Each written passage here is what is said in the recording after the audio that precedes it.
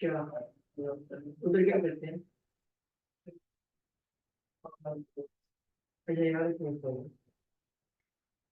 ਉਹਦੇ ਜਿੱਥੇ ਸਟਾਪ ਹੈ ਨਾ ਉੱਥੇ ਅੰਡਰਪਾਸ ਵੀ ਹੈ ਸੜਕ ਪਾਰ ਕਰਨ ਵਾਸਤੇ ਥੋੜਾ ਜਿਹਾ ਪਿੱਛੇ ਸਟੇਸ਼ਨ ਤੋਂ ਉੱਥੇ ਉੱਥੇ ਉਹ ਜਿੱਥੇ ਸਟਾਪ ਹੈ ਤੇ ਇੱਕ ਬੰਦਾ ਮਿਲੇਗਾ ਹੈ ਪਿੱਛੇ ਇੱਕ ਦੁਕਾਨ ਹੈ ਫਰੂਟ ਫਰੂਟ ਦੇ ਨਾਲ ਵੀ ਇੱਕ ਨਹੀਂ ਬਸ ਗਲੀ ਦੇ ਹੋਈ ਹੈ और तो क्या नहीं तो गए आई एम हार्डवेयर से कुछ ये तो कुछ पिछला कभी जेंडर के बनेगा वो बोलते हैं वो साइड ना ये साइड में ठीक है अच्छा वो इस तो आगे जा जहाँ सब टाइल वाली जगह दुकान है हाँ सैनिटरी की हाँ उस किसी दुकान का नाम है I am hardware I am hardware दरवाजे का देखो आई एम हार्डवेयर से आगे जो है एक गली से आई जिसके साथ ट्रांसफार्मर भी होगा अच्छा ट्रांसफार्मर है वो फिगर होगा ट्रांसफार्मर पड़ता है वो गली जाती है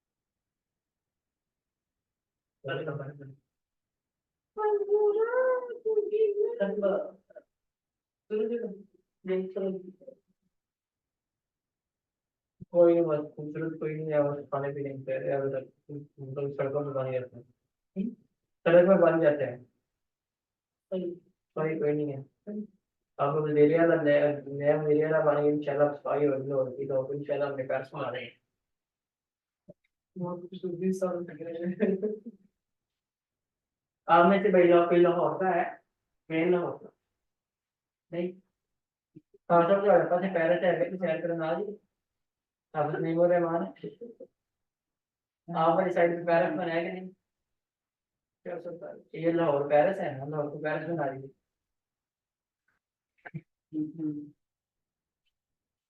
पैरस से मुलाकात क्या लेंगे पैरस में है खूबसूरत इलाका आपको खूबसूरती है नहीं हमें तरीके से खूबसूरत लग रही आपने भी खूबसूरती क्या चीज है क्या चीज है खूबसूरती यानी आपको मानना खूबसूरती नेचुरल नेचुरल भी थिंग्स हैं मतलब हर जगह सफाई सुथराई हो उस तरह की जाती है और अब उसके अलावा वो भी उसमें भी बहुत है मतलब कि सैनिटरी का निजाम बिल्कुल ठीक होना चाहिए कोई गंदगी वगैरह नहीं होनी चाहिए इस तरह से क्या तो आपको ठीक नहीं लगा रहा हो हमें तो ठीक लगा इससे तुम्हारा गाँव ठीक है जहाँ पर जो इस गंदगी से हमारे गाँव की जो है ना वो बेहतर है उधर तो ये जो है ना जो है आज सब कुछ आंखों के सामने होता है जो करते हैं खुद करते यहाँ पे तो पता नहीं बस कबूल करना पड़ता है लोगों को क्योंकि हम जाते जिंदगी तो और नहीं नहीं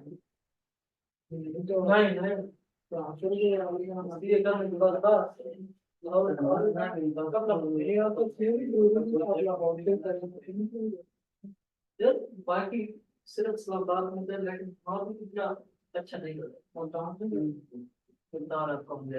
वैसे लाहौर अच्छा है ये बात है लाहौर अच्छा है बाकी शहरों से लाहौर अच्छा है इस्लामाबाद का तो अपना लेवल है इस्लामाबाद का तो अपना लेवल है एक बार गया था 5 7 साल पहले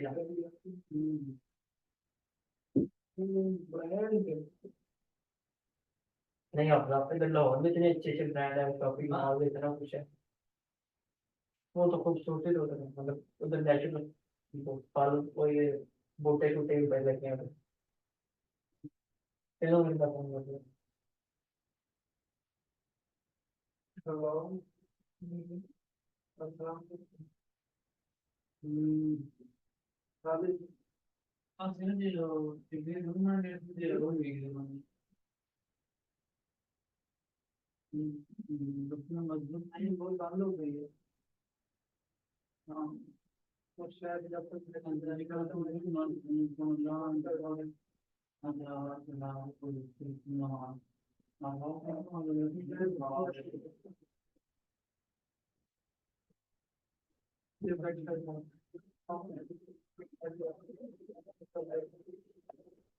मैंने कहा कि रेस्ट कर ही लेने दो 5 मिनट बच्चों को सही ले बेटा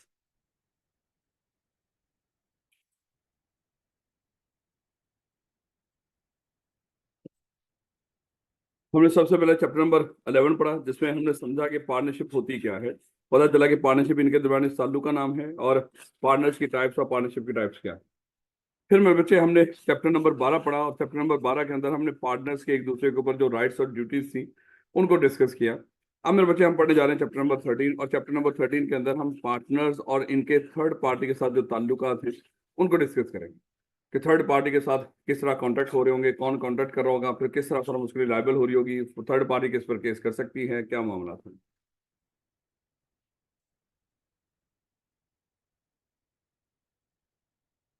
लेकिन ये वही बात है जो एक्चुअल पार्टनर या ऑस्टेंसिबल पार्टनर में हमने डिस्कस की थी, या म्यूचुअल एबिलिटी में हमने डिस्कस की थी, या वो हाँ म्यूचुअल एजेंसी में।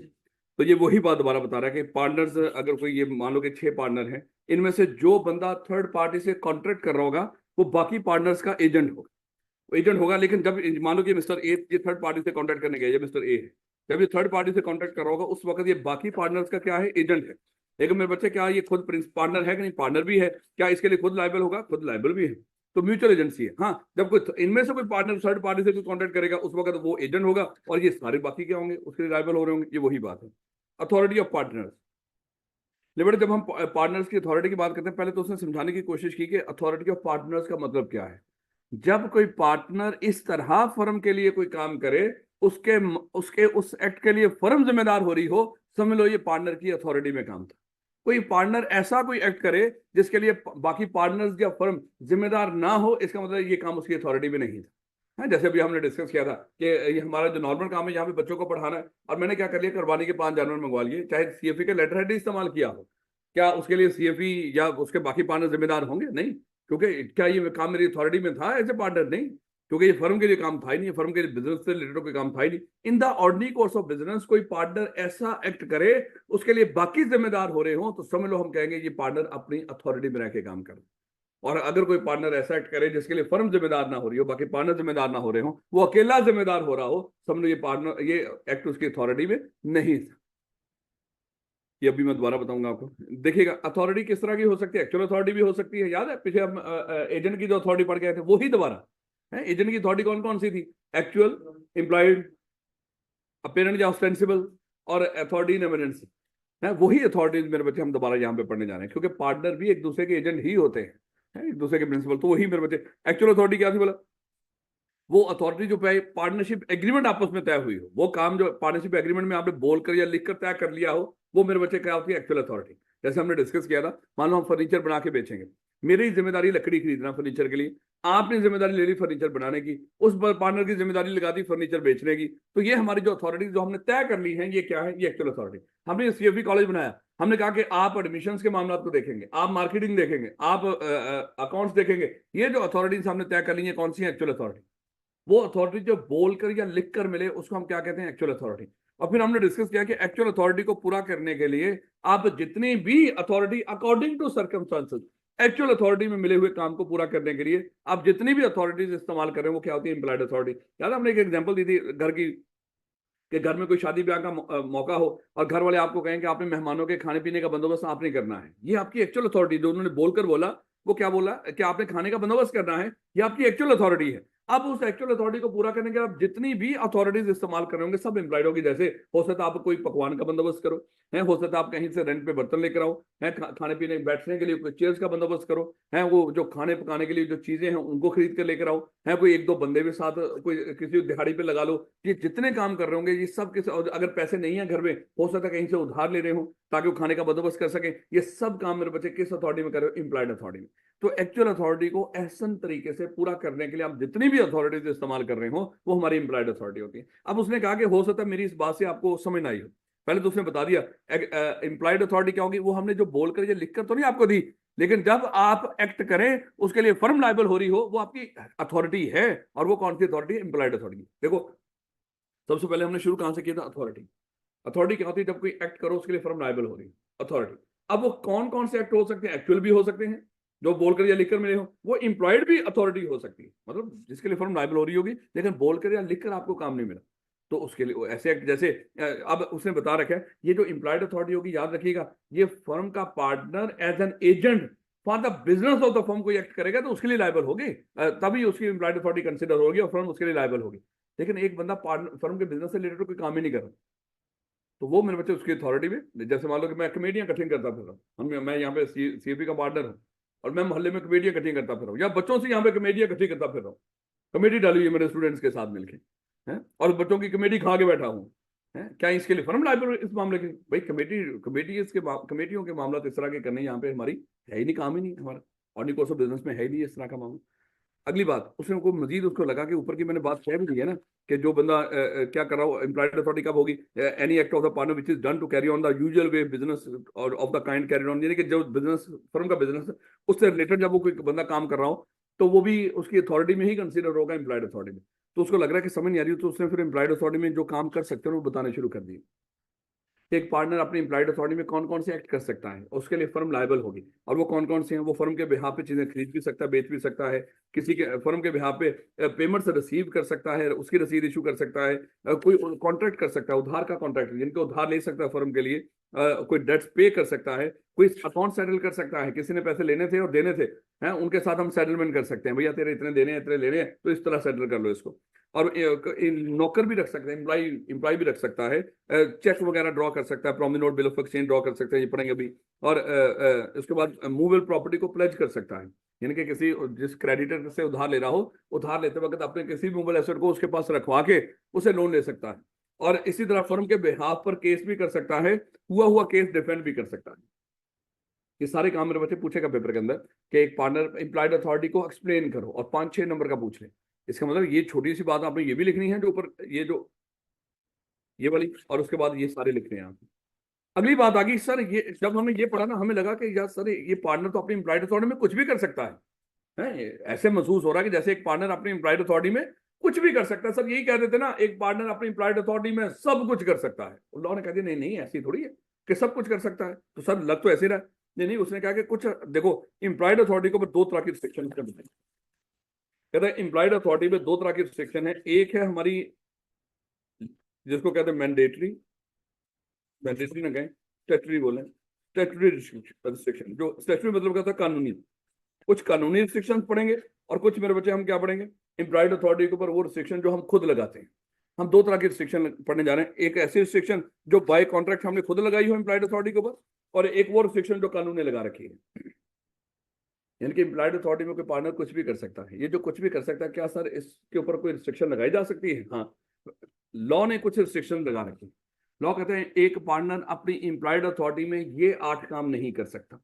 हाँ, ये भी कर सकता है अगर बाकी पार्टनर से इजाजत ले। हम बात करें एम्प्लॉयड अथॉरिटी कि एक पार्टनर खुद ब खुद कर ले ये काम, और उसके लिए फर्म लायबल होगी। वो कहता है ये काम अगर करने हैं तो उसके लिए क्या करना पड़ेगा, उसको बाकी पार्टनर से इजाजत लेनी पड़ेगी। बाकी पार्टनर से अगर इजाजत ले ले तो फिर ये 8 काम कर सकता है। एक पार्टनर सिर्फ अपनी तरफ से ये काम नहीं कर सकता। और वो क्या है, सबसे पहले कि आप वो क्या फर्म के, या ये कह लें होता है ना कि बात का पार्टनरशिप में फर्म में कोई आपस में इख्तलाफ भी हो सकता है, और एक पार्टनर फर्म का इख्तलाफ आपस में जो हुआ हो पार्टनर्स का, वो किसी आर्बिट्रेटर के पास लेकर चला जाए कि सर आइएगा हमारे दरमियान इंसाफ कर रहे हैं।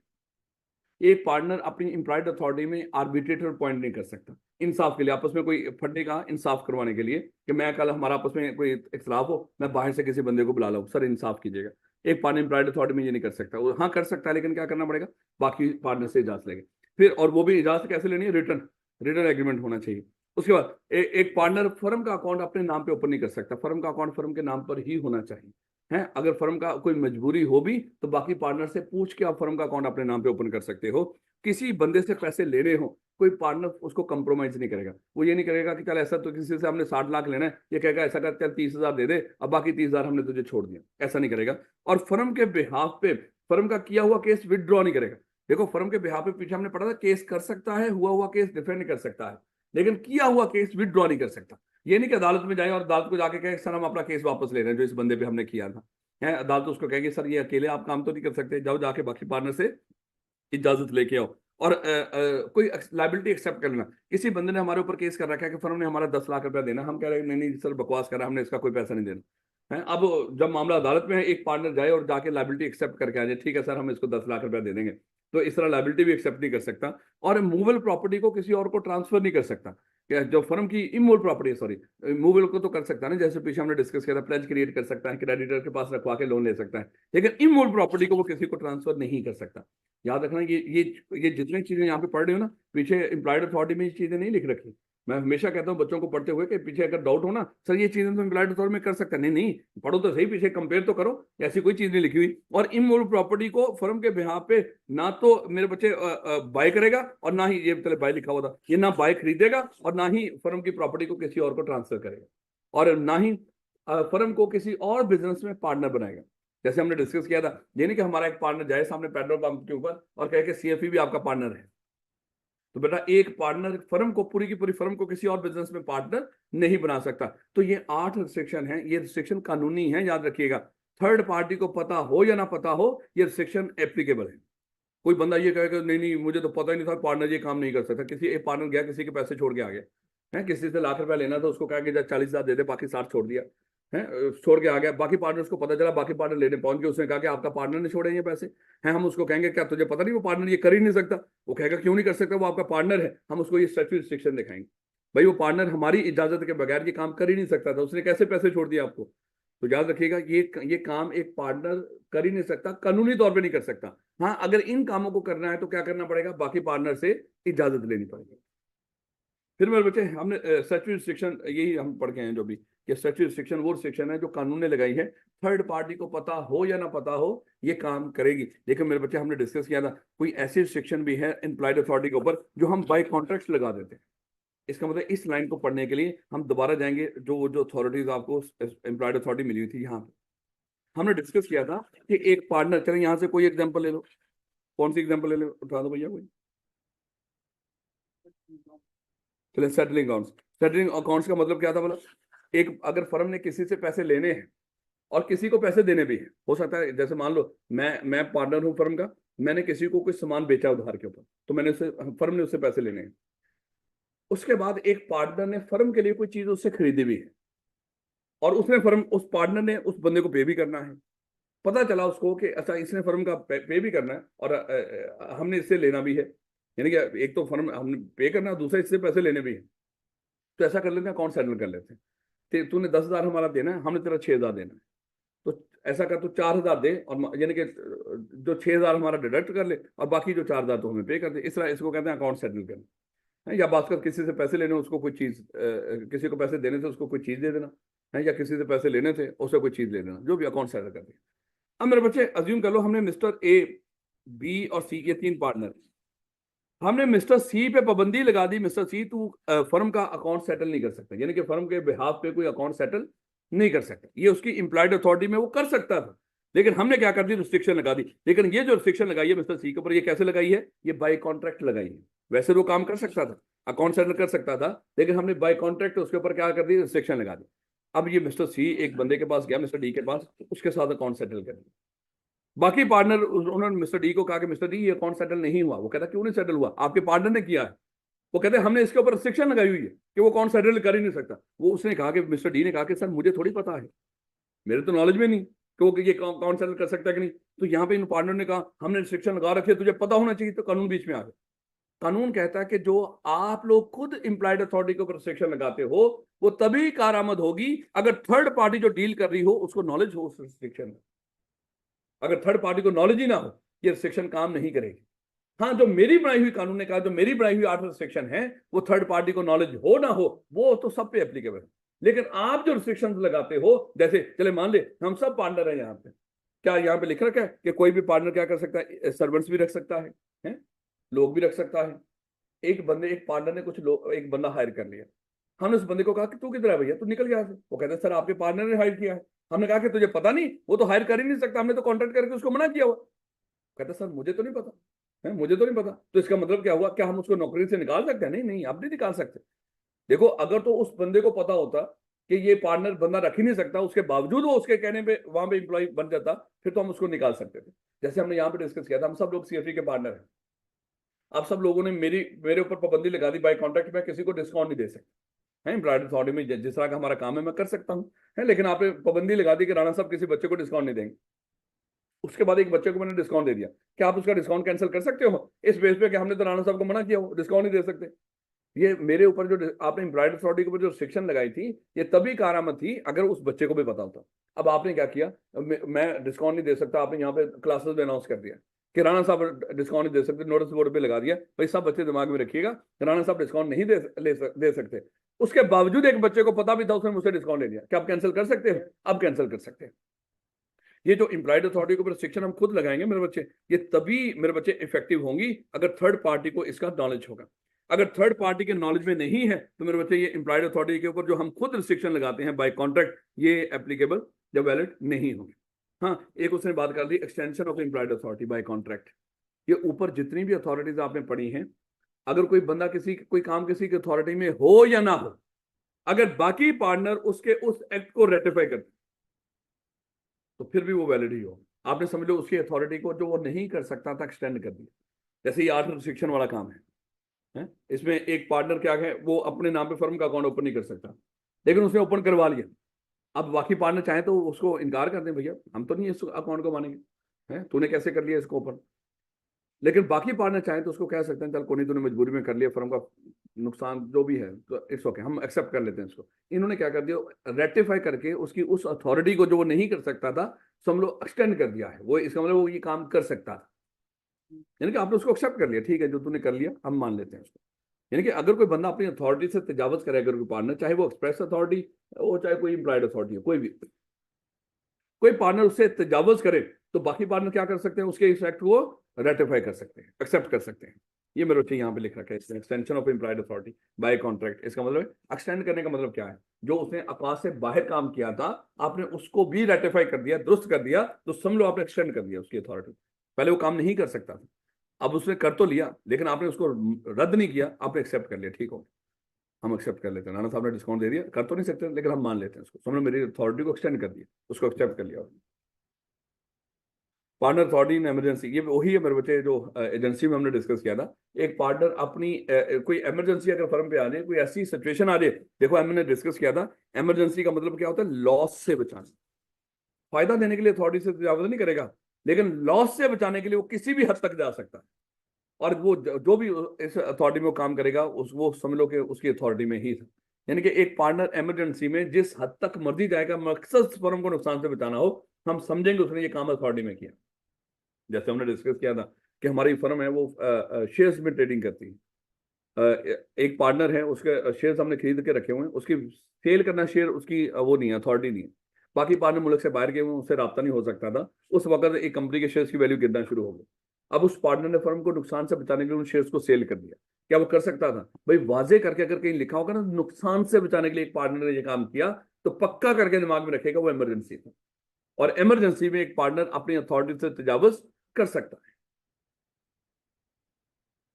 Mode of exercising authority, exercise कैसे की जा सकती है भाई, वही एक्सप्रेसली इम्प्लाइडली, जैसे मर्जी आप एक्सरसाइज वो कर लो, अथॉरिटी एक्सरसाइज कर लो। Liability of partner and firm देखिएगा। Effect of admission by a partner, यार हमने डिस्कस किया था एडमिशन का मतलब क्या है, जब कोई पार्टनर फर्म के बिहाफ पे किसी चीज का इकरार कर ले। ये एडमिशन किस चीज का था? इकरार का। अगर कोई पार्टनर किसी चीज का इकरार कर ले, वो सिर्फ पार्टनर का इकरार नहीं होगा बल्कि पूरी फर्म का इकरार। लेकिन मेरे बच्चे वो इकरार किससे रिलेटेड होना चाहिए, वो एडमिशन किससे रिलेटेड होना चाहिए, फर्म के अफेयर से रिलेटेड हो और in the ordinary course of business भी हो। याद है हमने एग्जांपल ली थी यहाँ पे कि मान लो कि ये सामने एसी है, जब ये एसी चला तो आपने कहा कि सर ये कमाल की ठंडक करता है, अच्छा बताइए किस कंपनी का है, इसकी इसकी प्राइस क्या है, इसकी गारंटी वारंटी क्या है, मैं सब कुछ आपको बताया। आपने भी जाके बाहर से जाके ये एसी खरीद लिया, लेकिन जब वो एसी खरीदा उसमें वो खूबियां नहीं निकली जो मैंने आपको बताई थी, वो एसी खराब हो गया। अब आपने फर्म पे, हमारे सीएफई फर्म पे केस कर दिया कि भाई यहाँ पे आप लोगों ने फ्रॉड किया हमारे साथ। तो लॉ कहता है कि वहां आपने पूछा क्या फ्रॉड किया, आप लोगों ने ये इकरार किया था ये चीज है, जबकि ऐसे तो है ही नहीं। तो फिर लॉ ने क्या, किस चीज का इकरार किया था, तो पूछो तो सही, वही आपने एसी के बारे में। अब एसी अगरचे फर्म में है, यहाँ पे हमारे कॉलेज में लगा हुआ, ये हमारे अफेयर से रिलेटेड तो है, लेकिन इनका ऑर्डिनरी कोर्स ऑफ बिजनेस नहीं, हमारा कारोबार नहीं है ये काम करना। असल में कोई चीज हमारे अफेयर से रिलेटेड भी हो, मैनेजमेंट के मामला से रिलेटेड भी हो, और हमारे ऑर्डिनरी कोर्स ऑफ बिजनेस में कोई चीज हो उससे रिलेटेड अगर हमें कोई इकरार करे, जैसे हमने डिस्कस किया, अगर मैं ये इकरार करूं कि हम 20-25 टेस्ट लेंगे आपसे, उसके बाद अगर वो टेस्ट ना ले, फिर हमने आपके साथ फ्रॉड किया है, वो बिजनेस से रिलेटेड यहाँ हमारे ऑर्डिनरी कोर्स ऑफ बिजनेस में है, तो फिर वो फ्रॉड। तो एडमिशन का मतलब क्या, इकरार कर लेना, कि एक पार्टनर किसी थर्ड पार्टी के सामने कोई बात एडमिट कर ले, वो समझ लो उसने अकेले ने एडमिट नहीं की बल्कि सारी फर्म ने एडमिट की है। होता है ना, तो आप 3 लोग इलेक्ट्रॉनिक्स का कारोबार करते हो, आप 3-4 लोगों ने मिलकर पार्टनरशिप बिजनेस खोल रखे, कोई बंदा इलेक्ट्रॉनिक का कोई सामान बेचते हो, उसमें कोई खूबियां बताता है किसी थर्ड पार्टी को कि इसमें ये भी है, जिसकी बेस पर अगली पार्टी कंसेंट देती है अपनी। उसके बाद वो चीजें ना निकले तो वो सब लोग जो जो खूबियां उसने एक ने बताई थी ना, वो सब लोग पूरी फर्म ने बताई। वो आप बंदा आके उस पूरी फर्म पे केस कर सकता है, बाकी पार्टनर कहेंगे जैसे हमने थोड़ी बहुत कहा था आपको, भैया आपके एक पार्टनर ने तो कहा था ना। तो अगर एक ने कह दिया सबने सबने कह दिया।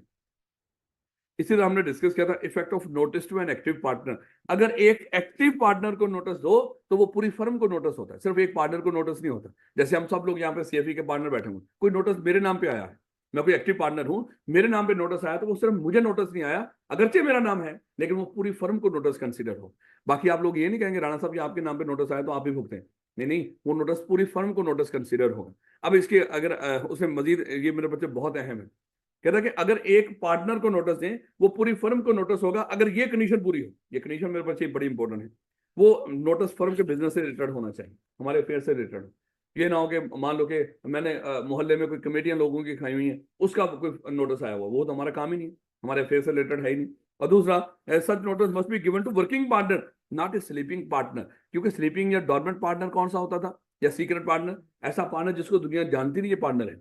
अगर किसी बंदे का बारे में किसी बंदे को पता ही नहीं, यकीन है कि ये पार्टनर नहीं है, अगर किसी ने उसको नोटिस दिया है, उसका नोटिस फर्म को देने की नीयत ही नहीं थी, तो फिर फर्म को नोटिस कंसीडर नहीं होगा, क्योंकि आपने ऐसे बंदे को नोटिस दिया जो आपको पता ही नहीं पार्टनर है ही नहीं, ऐसे हम फर्म को नोटिस नहीं दे रहे। इसी तरह हमने डिस्कस किया था। उसके बाद अगर कोई पार्टनर, किसी पार्टनर ने फ्रॉड किया हो और फ्रॉड का नोटिस हो, उसी पार्टनर को दे दें जिसने फ्रॉड किया हो, तो ये भी फर्म को नोटिस कंसीडर, क्योंकि वो फ्रॉडियर क्या करेगा, उस नोटिस को बाकी पार्टनर को बताएगा नहीं है। जैसे हमने एग्जांपल ली थी कि मैंने फ्रॉड कर लिया है, और जिसके साथ फ्रॉड किया थर्ड पार्टी, उसने मेरे ऊपर केस कर दिया। अब अदालत से सम्मन आता है, वो मेरे नाम पे आता है, और मेरे नाम पे आता है, मैं क्या करता हूँ उसको छुपा देता हूँ, बाकी पार्टनर को बताते ही नहीं। कुछ अरसे के बाद पुलिस आई, उसने सब पार्टनर को गिरफ्तार कर लिया कि आपने अदालत की हुक्म की अदुली की है, तो चलो सारे गिरफ्तार कर लिया। बाकी पार्टनर पूछेंगे किस चीज की हुक्म अदुली कर दी भैया, कहेंगे हम आपको बार बार अदालत बुला रही है, आप क्यों नहीं, कहते कब लाया, वो कहते नोटिस आता था, किसके नाम पे आता था, ये राणा साहब के। हुआ क्या था, राणा साहब ने फ्रॉड किया था, तो आप उनको दिखा सकते हो भैया। अगर कोई पार्टनर फ्रॉड करे, आप फ्रॉडिये पार्टनर को ही नोटिस भेजते रहे, तो ये फर्म को नोटिस कंसिडर नहीं हो। तो 3 कंडीशन पूरी होनी चाहिए। अगर तो एक तो अफेयर से रिलेटेड हो, हमारे मामला से रिलेटेड होना चाहिए। दूसरा, एक्टिव पार्टनर को दें, स्लीपिंग पार्टनर को ना दें, यानी कि एक पार्टनर को मना किया, वो कौन है, स्लीपिंग, उसको नोटिस नहीं देना। और उसके बाद जिसने फ्रॉड किया उसको नहीं, हाँ फ्रॉडियो को नहीं देना, राणा साहब को नहीं देना, बेशरम। अच्छा देखिएगा, जॉइंट एंड सेवरल, ये तो हमने पहले ही पता कि पार्टनरशिप में लायबिलिटी कैसे थी, जॉइंट एंड सेवरल। अगर मिस्टर ए और बी ने किसी थर्ड पार्टी से 1 लाख रुपया उधार लिया है, किसी थर्ड पार्टी से 1 लाख रुपया उधार लिया है, तो ये 1 लाख रुपया किसने वापस करना है, दोनों ने मिलकर। अगर दोनों मिलकर ना कर रहे हो, एक बंदा गायब हो जाए तो कौन वापस करेगा, मिस्टर बी वापस करेगा। एक बंदा इंसॉल्वेंट हो जाए तो कौन वापस पे करेगा, मिस्टर बी पे करेगा। ऐसे ही, क्योंकि फर्म में अंदर लायबिलिटी कैसी होती है बोला आपकी, जॉइंट एंड सेवरल लायबिलिटी होती है। Liability of the firm for wrongful acts of A partner, अगर कोई पार्टनर कुछ गलत करे, किसी थर्ड पार्टी के साथ कोई फ्रॉड करे। देखिए 2 चीजें यहाँ पे, अगर तो किसी पार्टनर से कोई गफलत में किसी थर्ड पार्टी को कोई नुकसान हो गया, उसके लिए भी फर्म लायबल होगी, और अगर किसी पार्टनर ने फ्रॉड किया हो उसके लिए भी फर्म लायबल होगी। लेकिन याद रखना कि ये जो ऊपर है यहाँ पे हो सकता है बाकी सारे पार्टनर मिलकर कंट्रीब्यूट कर दें उसको, और थर्ड पार्टी को कंपनसेट कर दें, लेकिन फ्रॉड वाले मामले में पे तो करेगी फर्म थर्ड पार्टी को, लेकिन बाद में उस जिस पार्टनर ने फ्रॉड किया उससे रिकवर भी करें। ये बात ऊपर नहीं गई हुई,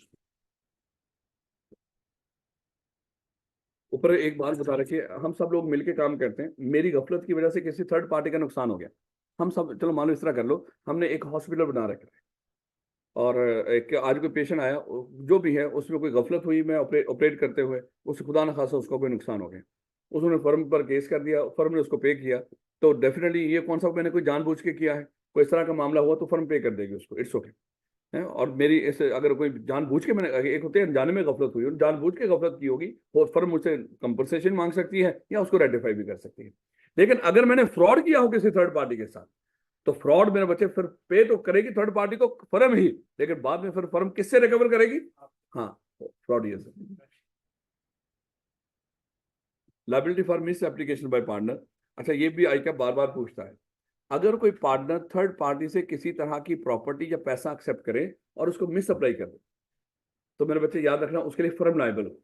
याद है जैसे हमने डिस्कस किया था, हमारी वर्कशॉप है, एक बंदा गाड़ी सही करवाने के लिए देकर गया, तो एक पार्टनर ने क्या किया, उस गाड़ी को सही करके रेंट पे चला दी है। उसने बाकी उसको नहीं बताया। जब उस बंदे को पता चला मेरी गाड़ी माशाल्लाह रेंट पे चल रही है, खुद वो चिंकियों में धक्के खा रहा है, तो उसने फर्म पर केस कर दिया। अब वो फर्म लायबल होगी कि नहीं उसके लिए? बिल्कुल फर्म लायबल है, क्योंकि उनकी वर्कशॉप थी। लेकिन मान लो हमारी चार्टर्ड अकाउंटेंट फर्म है, हमारी चार्टर्ड अकाउंटेंट फर्म है, एक बंदा आया, उसने कहा कि राणा साहब आप गाड़ियों की काफी आपको नो हो है। मैंने कहा हाँ। कहता राणा साहब ये मेरी गाड़ी का मसला है, ये तो सही कर देना। मैंने कहा कि ठीक है मैं कर दूंगा। मैंने क्या किया, उस गाड़ी को सही करके रेंट पे चला दिया उसको। क्या इसके लिए आप फर्म पर केस कर सकते हो? नहीं, ये हमारा ऑर्डिनरी कोर्स ऑफ बिजनेस में है ही नहीं। भाई आप राणा साहब को गाड़ी देकर क्यों गए? हमारा कोई धंधा था इस तरह का जो आप राणा साहब को गाड़ी देकर चले गए सही करवाने के लिए? अब आई कि आपने यहीं पे यही सवाल बनाया था कि एक चार्टर्ड अकाउंटेंट फर्म है, उसमें एक पार्टनर ने किसी से उधार ले लिया, या कोई बंदा इन्वेस्टमेंट के लिए पैसे दे गया और उसने पार्टनर ने मिस अप्लाई कर दिया। भाई हमारा काम उधार लेना है ही नहीं, हमारा काम इन्वेस्टमेंट का उसमें इन्वेस्टमेंट के मामला या एडवाइजरी देना हमारा काम है ही नहीं। तो इसके लिए फर्म लायबल, फर्म उसी किसी पार्टनर के उसी एक्ट के लिए लायबल होगी जो in the ordinary course of business किया हो।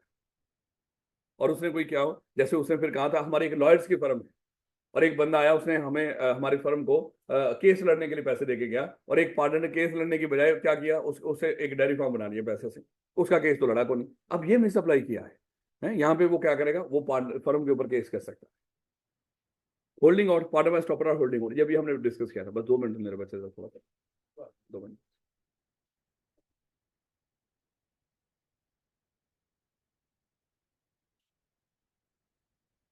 नहीं मेरे बच्चे, अभी अभी हमने पार्टनर स्टॉपर और होल्डिंग आउट का डिस्कस किया था, अगर आपको याद हो वही भी दोबारा डिस्कस करेंगे। मान लें कि मेरे बच्चे मिस्टर ए, बी और सी ये 3 पार्टनर, ये पार्टनर है, और मिस्टर डी इनका दोस्त है, जस्ट इनका दोस्त है, वो पार्टनर नहीं है।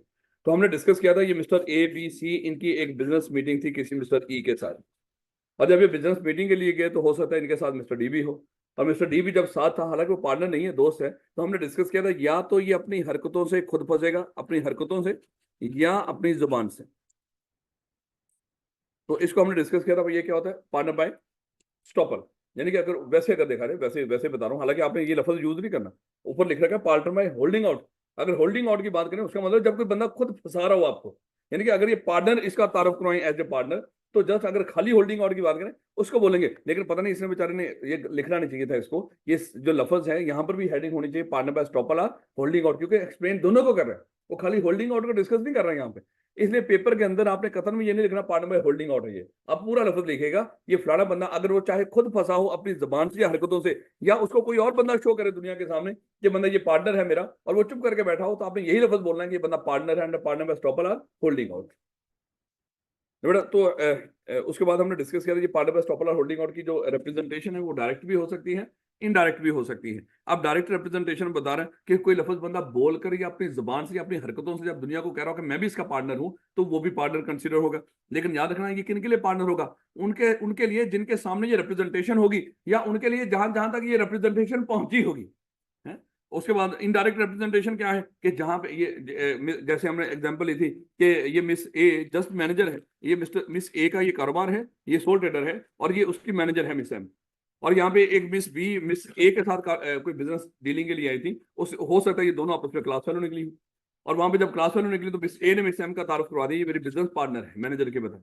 लेकिन वो चुप करके बैठी थी, उसने इनकार नहीं किया। क्या हो सकता है मुस्कुरा पड़ी हो, है मुस्कुरा, तो मुस्कुराना कोई इनकार थोड़ी होता है। तो अब लॉ की निगाह में ये पार्टनर ही कंसिडर होगी अगर उसने इनकार नहीं किया।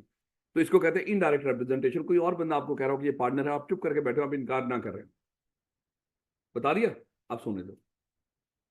साइलेंस एज रिप्रेजेंटेशन, यही बात थी। अब आई के आपने सवाल किया था कि 2-3 दोस्त वहां पे होटल में बैठे हुए थे, वहां पे एक दोस्त दूसरे दोस्त को कहता है ये मेरा पार्टनर है, और दूसरा दोस्त मुस्कुरा देता है।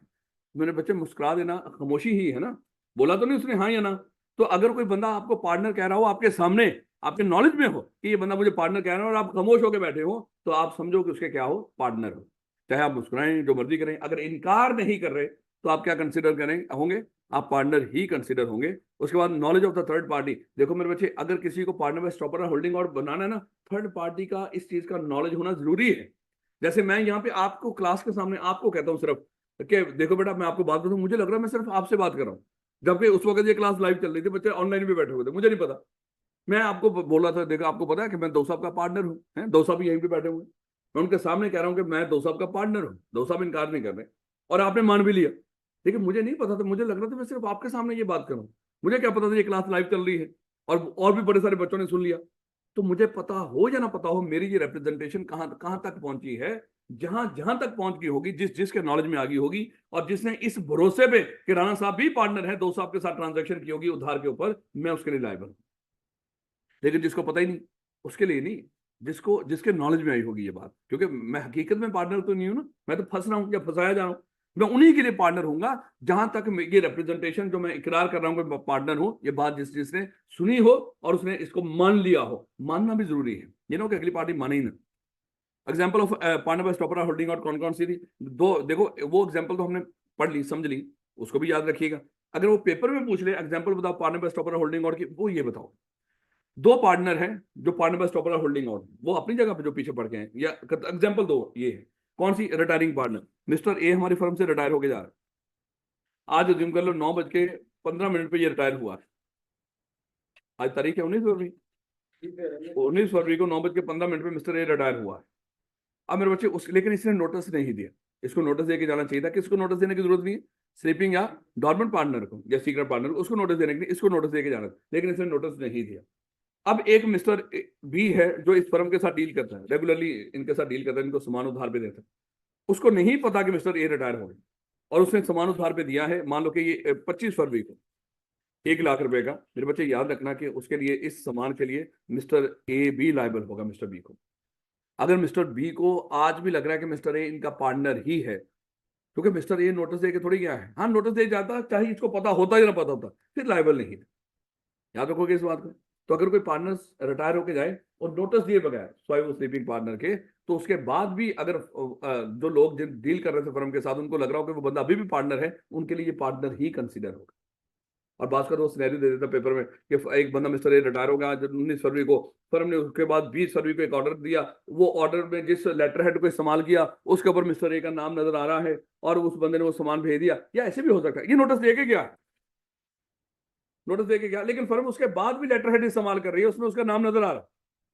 अगर तो नोटिस दे के गया तो इसके लिए वो लायबल नहीं है। हाँ, अगर इसके नॉलेज में है कि फर्म अभी भी लेटर हेड वही इस्तेमाल कर रही है जिसमें मेरा नाम लिखा हुआ, और ये इनकार नहीं कर रहा, तो फिर अगेन ये पार्टनर कंसिडर। और हम कह तो रही है ना, मैं ये पार्टनर है, हमारा नाम इस्तेमाल कर रही है उसके लेटर हेड में, और वो इनकार भी नहीं कर रहा, उसके नॉलेज में है। तो ये चीजें थोड़ी सी ना है कॉम्प्लिकेटेड सी, लेकिन भरत थोड़ी सी कॉमन सेंस थोड़ा सा लाओ। तो बेटा उसके बाद ए माइनर ऑन अटेनिंग मेजोरिटी, याद है हमने अभी पढ़ेंगे भी, और पहले पढ़ रखा है, एक माइनर जो बेनिफिशियरी हो, ये बेनिफिशियरी कब तक होगा, जब तक ये एज ऑफ मेजोरिटी अटेन ना कर। जब ये एज ऑफ मेजोरिटी 18 साल का हो जाएगा, हमने डिस्कस किया था कि इसको हम 6 महीने देंगे, 6 महीने देंगे इसको सोचने के लिए, चल भैया या तो पार्टनर बन या निकल जा, क्योंकि बड़ा बंदा कभी भी किसी फर्म में बेनिफिशियरी नहीं हो सकता, ये याद रखिएगा। जो एज ऑफ मेजोरिटी वाला बंदा हो, कॉम्पिटेंट टू कॉन्ट्रैक्ट बंदा, या तो वो पार्टनर बनेगा या कोई आम उसका लेन देन के मामला होंगे, लेकिन याद रखना वो बेनिफिशियरी नहीं हो सकता। तो इसको क्या हुआ, इस बच्चे ने आज की तारीख में एज ऑफ मेजोरिटी अटेन कर ली, फिर हम इसको 6 महीने देंगे सोचने के, या तो आप पार्टनर बने या निकल जाए यहाँ से। तो 6 महीने गुजर गए, इसने कुछ डिसाइड नहीं किया, तो बाय डिफॉल्ट ये क्या बन जाएगा, पार्टनर। लेकिन वो कोई बंदा पूछेगा सर उसने कहा तो था है नहीं, हम कहेंगे पार्टनर बाय स्टॉपर होल्डिंग। बोल नहीं, इनकार इनकार तो नहीं ना किया उसने, नहीं मैं बनना चाह रहा, 6 महीने गुजर गए सोचने के, तो हम इसको पार्टनर ही कंसिडर करेंगे, partner by stopper holding out.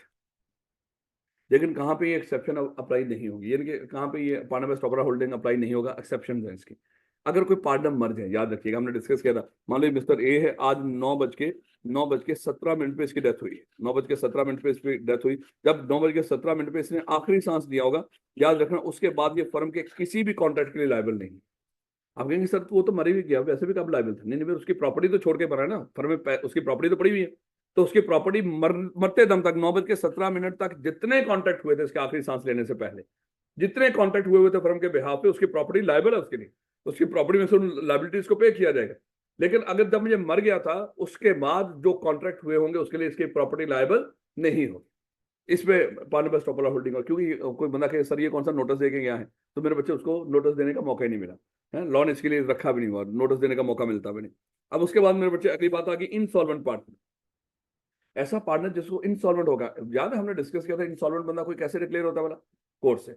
अगर किसी बंदे को कोर्ट ने इंसॉल्वेंट डिक्लेयर कर दिया हो, तो हमने डिस्कस किया था कि कोर्ट का डिक्लेयर कर देना ही काफी है। जब कोर्ट ने उसको इंसॉल्वेंट डिक्लेयर कर दिया, उसके बाद उसको मजीद नोटिस देने की जरूरत नहीं कि मैं इंसॉल्वेंट डिक्लेयर हो गया हूँ, जिस वक्त आज मान लो कि आज 19 फरवरी को 10:25 पे कोर्ट ने इसको इंसॉल्वेंट डिक्लेयर किया है, कोर्ट की तरफ से फैसला आ गया, तो उसके बाद ये मेरे बच्चे अब पूरी दुनिया के लिए समझ लो क्या है, अब ये पार्टनर नहीं है।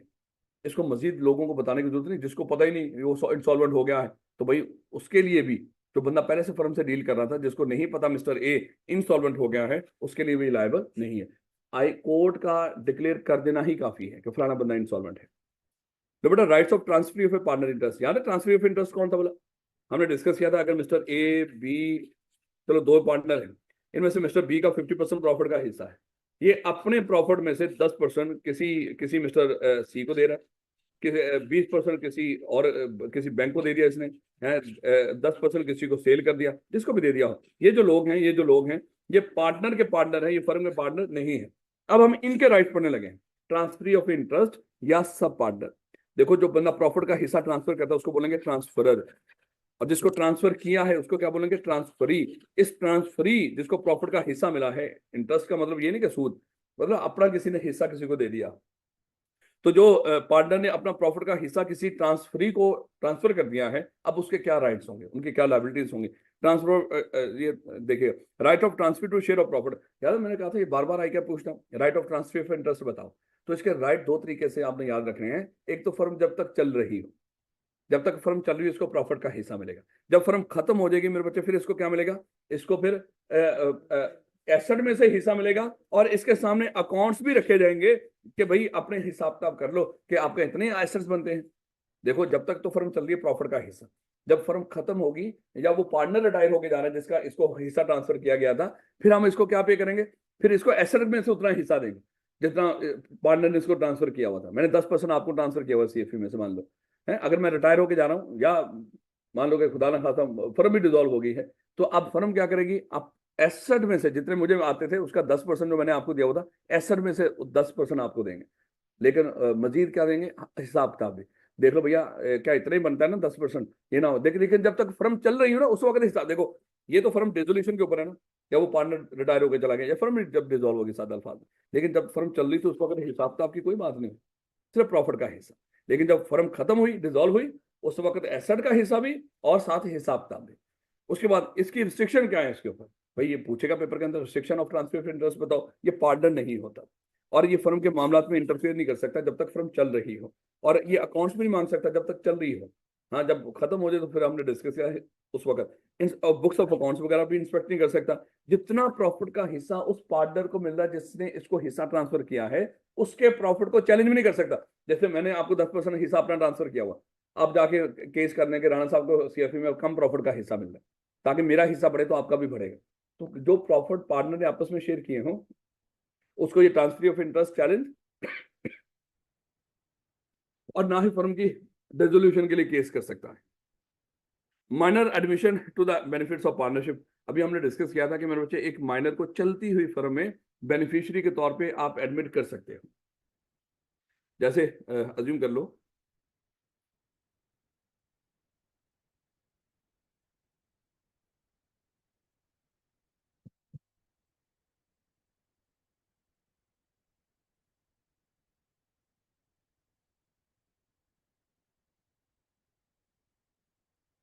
जो ना चले minor admission to the benefits of partnership. देखो मेरे बच्चे, अज्यूम कर लो मिस्टर ए बी और इनका एक पार्टनर था सी। मिस्टर सी की डेथ होगी, सी की डेथ के बाद या तो उसका प्रॉपर्टी का हिस्सा सी को दे दो, उसकी फैमिली को दे दो, या क्या कर लो उसके बच्चे को इसकी जगह पे बेनिफिशियरी के तौर पे ऐड कर लो। अगर उसका बच्चा भी छोटा है अगर तो बड़ा पार्टनर बना लो, या क्या कर लो उसकी जितना हिस्सा बनता था मिस्टर सी का इस फर्म के अंदर लायबिलिटी पे करने के बाद उसकी प्रॉपर्टी का हिस्सा उसकी फैमिली को दे दो। लेकिन आप कह रहे हो नहीं पैसा नहीं निकालना फर्म में से, तो आप क्या कर लो फिर उसके बच्चे को बेनिफिशियरी के तौर पर ऐड कर लो। ऐसे भी बेनिफिशियरी ऐड हो सकता है, या फर्म के ऊपर वैसे पूरा वक्त और ये पार्टनर मिस्टर ए और बी ही पार्टनर थे, ये किसी बच्चे को चाहे तो बेनिफिशियरी के तौर पे बीच में ऐड कर सकते हैं। अब इस बेनिफिशियरी की हम बात करने लगे कि इसके साथ अब इसके क्या मामला हों। कहता है कि position of minor before attaining majority, ये जो बेनिफिशियरी के तौर पे बच्चा हमने ऐड कर लिया है फर्म के अंदर, इसकी क्या पोजीशन होगी बिफोर अटेनिंग मेजोरिटी, जब ये बड़ा नहीं हुआ।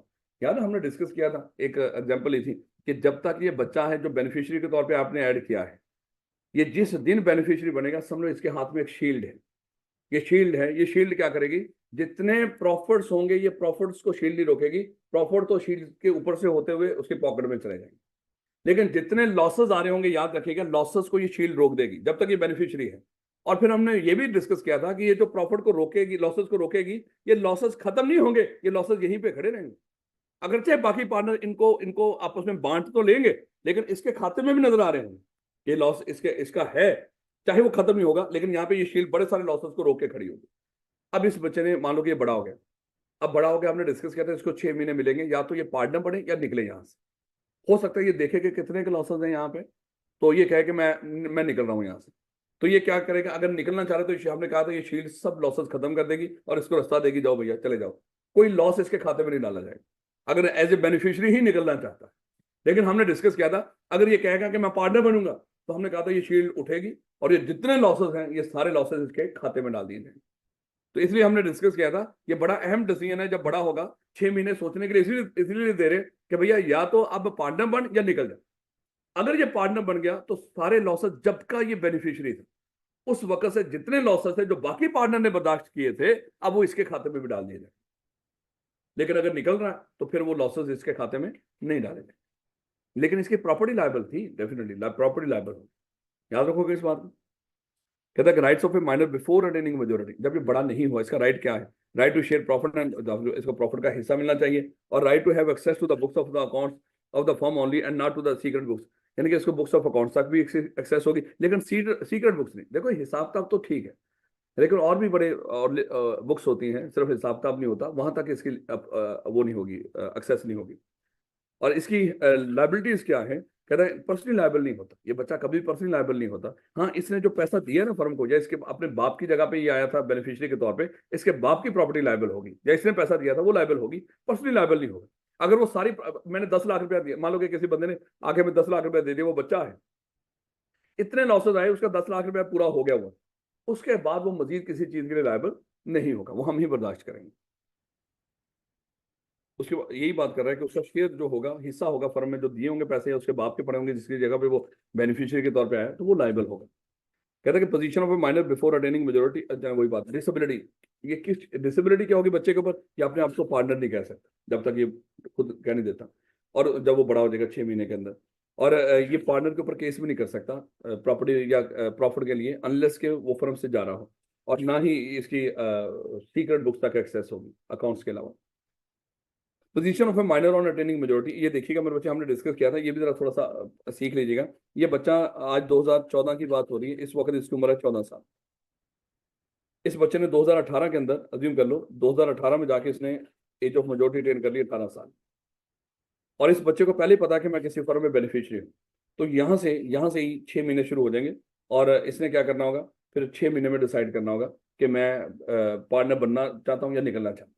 लेकिन एक और स्यापा हो गया, एक बच्चा जिसको हमने बेनिफिशियरी के तौर पे ऐड किया था उसके बाप के मरने के बाद, उस बच्चे की उम्र थी उस वक्त 14 साल, 2014 में, उसको नहीं पता कि मैं बेनिफिशियरी हूँ किसी फर्म में, हमने ऐड कर लिया था उसको बेनिफिशियरी के तौर पे, बच्चे को नहीं पता। अब 2018 में जाके उसकी उम्र होगी 18 साल, उसको नहीं पता मैं बेनिफिशियरी हूँ, उसको जाके पता चला 2020 के अंदर कि मैं किसी फर्म में बेनिफिशियरी हूँ। तो लॉ ने कह दिया कि, लॉ ने तो बाहर यहाँ से 6 महीने शुरू कर दिए कि जब उसने जो मेजोरिटी अटेन की उसके 6 महीने में वो बताए पार्टनर बनना कि नहीं, 6 महीने गुजर के बगैर डिसाइड किए हुए तो वो पार्टनर ही कंसीडर होगा। तो यहाँ पे लॉ ने कह दिया, लेकिन उसको तो बेचारे को पता ही नहीं कि मैं किसी फर्म में बेनिफिशियरी हूँ, वो सोचेगा क्या खाक। इसलिए लॉ ने यहाँ पे कानून बना दिया कि भाई देखो, जिस दिन उसने एज ऑफ मेजोरिटी अटेन की या जिस दिन उसको पता चलेगा मैं किसी फर्म में बेनिफिशियरी हूं, इन दोनों तारीखों में से विच एवर इज लेटर, वहां से 6 महीने। अगर उसने एज ऑफ मेजोरिटी अटेन की है 2018 में और उसको पता चला 2020 में, तो whichever is later, later कौन सा है 2020, तो यहाँ से 6 महीने शुरू होंगे। अगर अज्यूम कर लो उसको पता था कि उसे वो किसी फर्म में बेनिफिशियरी, उसको पता चल गया 2017 में, यहाँ पे उसको पता चल गया, और उसने एज ऑफ मेजोरिटी कब अटेन की है 18 में, तो विच एवर इज लेटर 18, तो यहाँ से 6 महीने शुरू होंगे। अगर उसको पता चला 2000 जाके 19 में कि मैं किसी फर्म में बेनिफिशियरी हूँ, एज ऑफ मेजोरिटी अटेन की 18 में, तो कब से 19 से। लेकिन हो सकता है दिनों का फर्क दे सिर्फ, ये भी याद रखिएगा कि दो मान लो कि 25 दिसंबर, चलो ऐसा कर लेते हैं, 25 दिसंबर 2018 को उसने एज ऑफ मेजोरिटी अटेन की, 31 दिसंबर 2018 को उसको पता चला है कि मैं किसी फर्म में बेनिफिशियरी, तो 31 दिसंबर से विच एवर इज लेटर, इन दोनों में से जिस दिन पता चला, जिस दिन एज ऑफ मेजोरिटी अटेन की, इनमें से जो तारीख बाद में आ रही होगी, दोनों तारीखें लिख लीजिएगा, जो बाद में आ रही होगी वहां से 6 महीने उसको सोचने का टाइम देना। जब 6 महीने गुजर गए मेरे बच्चे और उसने कुछ डिसाइड ना किया तो पार्टनर ही कंसीडर होगा, या 6 महीने में उसने ऐलान कर दिया मैं पार्टनर हूं, तब भी पार्टनर ही कंसीडर होगा। लेकिन अगर वो पार्टनर नहीं बनना चाहता, फिर 6 महीने के आखिरी दिन तक, चाहे आखिरी दिन जाके कह दे मैं पार्टनर नहीं बनना चाहता, तो नहीं है। लेकिन अगली बात आ गई, सर मान लो कि इसने यहाँ पे जाके 2018 में इसने ये जो मेजोरिटी अटेन कर, इसको पता चला 2020 में जाके, तो कहां से शुरू होगा? 2020 से। अच्छा सर 2020 मान लो कि ये 31 दिसंबर 2020 था जब उसको पता चला, तो 30 जून 2021 तक इसके पास टाइम था, 6 महीने। ऐसे ही मेरे बच्चे, तो उसने क्या किया, एंड 30 जून 2021 को ही अनाउंस किया मैं पार्टनर नहीं बनना चाहता, तो कर सकता था ना ऐसे। तो क्या इन 6 महीनों में ये जो टाइम हमने सोचने के दिया था, क्या इसके लिए वो लायबल होगा? नहीं। इस वक्त भी उसको उसके साथ कैसा सलूक किया जाएगा? जैसे वो बेनिफिशियरी वाला ही सलूक किया जाएगा। ये बातें मेरे बच्चे सारी इसमें लिखी हुई, ये हमने एक्सप्लेन किया अभी। और उसके बाद position of minor on attaining majority, जब वो बड़ा होगा तो क्या करना है, अब वो डिसाइड करेगा पार्टनर बनना है या नहीं बनना। लेकिन वो 6 महीने में डिसाइड करेगा। अगर वो फेल हो गया बताने में कि मैं पार्टनर बनना चाहता हूँ या नहीं, 6 महीने गुजर गए सोचने वाले, तो फिर वो पार्टनर ही कंसिडर होगा। और अगर वो पार्टनर बन जाता है तो फिर क्या होगा, वो पर्सनली लायबल हो गया। पर्सनली लायबल यानी कि चाहे उसको घर बार से लाकर लॉसेस पूरे करने पड़े, पर्सनली लायबल होगा उन सारे लॉसेस के लिए जब से वो क्या था, फर्म में बेनिफिशियरी था। याद रखोगे, since he was admitted to the benefits of partnership, उस वक्त से वो पर्सनली लायबल हो जाएगा सब लॉसेस के लिए, और उसको वही प्रॉफिट का हिस्सा मिलेगा जो उसको बेनिफिशियरी के तौर पे मिलता था। और अगर वो पार्टनर नहीं बनता तो अगले 6 महीनों में भी उसके राइट्स और लायबिलिटी कैसे रहेंगे? वो पब्लिक नोटिस था कि वो बेनिफिशियरी वाले ही रहेंगे। और उसके बाद अगर वो नोटिस दे देता, उसके बाद किसी फर्म के किसी एक्ट के लिए लायबल नहीं होगी, उसकी प्रॉपर्टी भी लायबल नहीं होगी। खुद तो वो पहले भी लायबल नहीं था, लेकिन उसके बाद उसकी प्रॉपर्टी वगैरह भी लायबल नहीं होगी।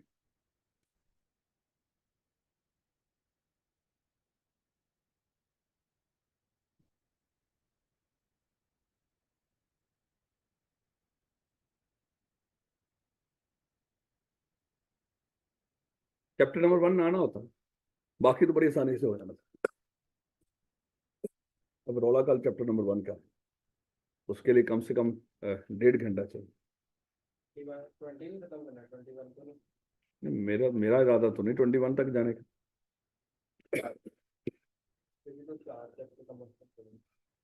कल हमारा आखिरी दिन है, क्लास सुबह 8 बजे शुरू। कल आखिरी दिन है, क्लास सुबह 8 बजे शुरू। तो उसके अलावा लग नहीं रहा सिचुएशन, क्योंकि जब वो प्रेशर होता है तो मैं भी तेजी में कवर करने की कोशिश करता हूँ। फिर मैं भी जब बोलने की दिक्कत होती है उसमें डेफिनेटली लगातार बोलना जो भी हो, क्योंकि आजकल मौसम भी कुछ ऐसा है। अगर तो मौसम गर्मियों का फिर तो कोई दिक्कत नहीं, लेकिन ये जो पहले ही आज जिस तरह के हालात हैं बोलने बनाने के, उसमें फिर मसला होगा। तो याद रखिएगा कि इंशाल्लाह कल फिर हम सुबह 8 बजे क्लास रखेंगे। कल का दिन भी करवानी देनी है हमें, सिर्फ कल का दिन आखिरी दिन समझ के, उसके बाद इंशाल्लाह नाश्ता हम खुद ही करवाएंगे आपको। तो आखिरी दिन है ना, लेकिन फिर आखिरी मतलब आखिरी होगा, आखिर तक देखेंगे आखिरी है कि नहीं है। अगर ना हुआ तो फिर मतलब बनेगा नहीं होगा। सर हमारा 21 को आना है भाई, मैंने नहीं आना। वो 10-11 के लिए 11-12 आप ही ने तो कहा था कल, हो सकता कल खत्म हो जाए सारा वो। एक ही होएगा